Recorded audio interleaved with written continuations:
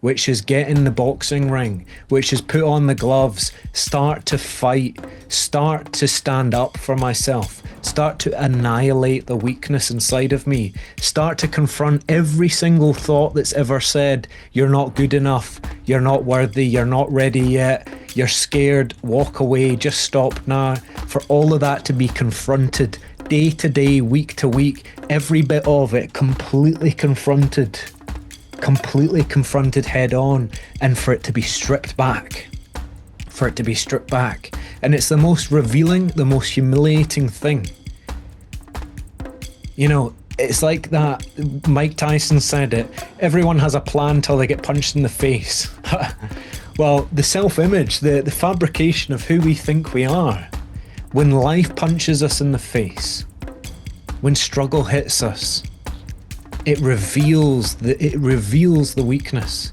And we have two choices. We either accept the weakness, throw in the towel, and that becomes our destiny. Our fate is then sealed in that identity. Or we say, this is not me. Maybe it is today, but not tomorrow. Maybe right now, yes, but in the future, no. And that's where we turn the ship around. That's where we stand up for the fight that's in us.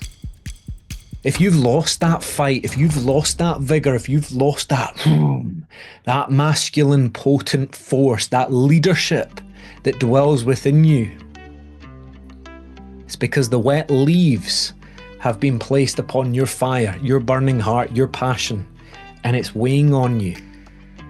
It's smothering you, and it's suffocating, it's stagnating, it's depressing.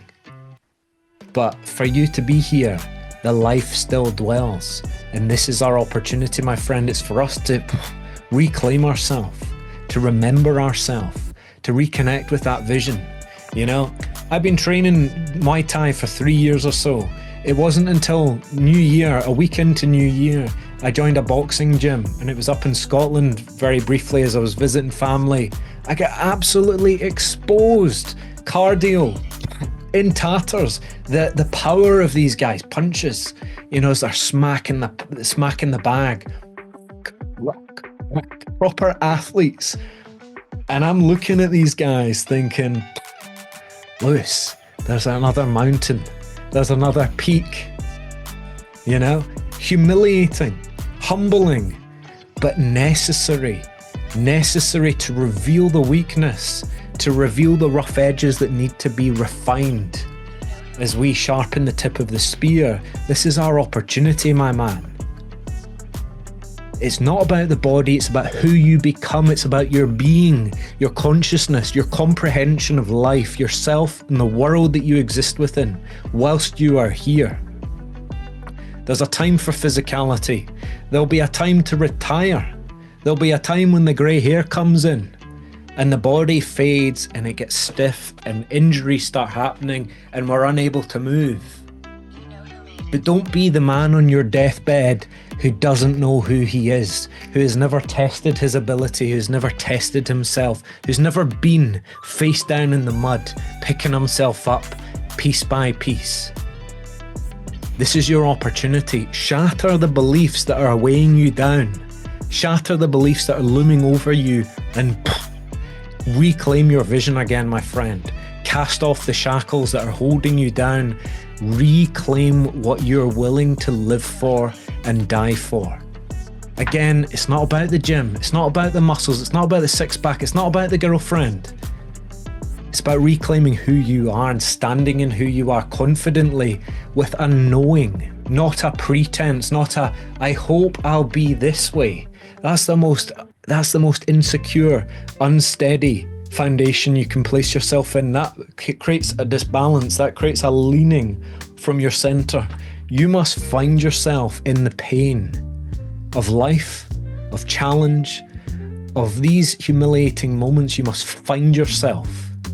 The humiliation, when you think the word humility, humble means of the earth, hummus. It's all coming back to of the earth.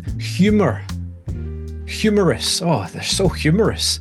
What is it that makes things humorous? It's the humility. It's the humiliation that's in that, the revelation of something of the earth, something substantial. So when we're being humiliated, all our fictitious fantasies of who we think we are being fucking shredded, mate.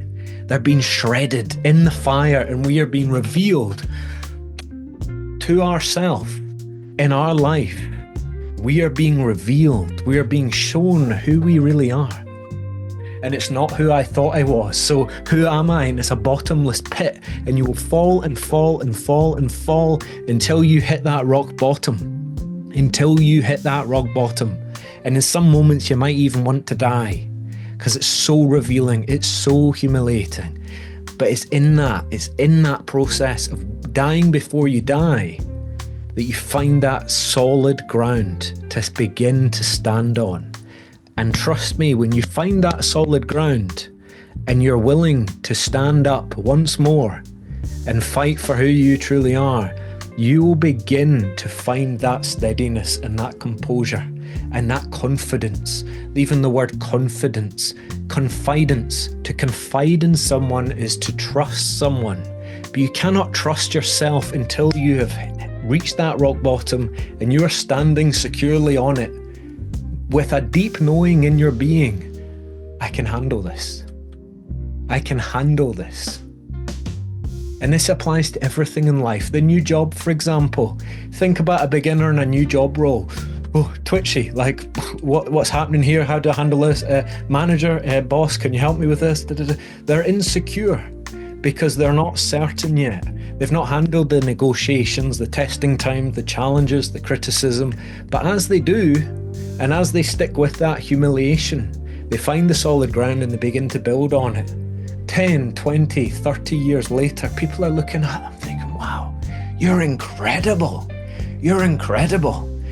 And they're not filled with a puffed up chest of, oh, I am so full of air and this is who I think I am.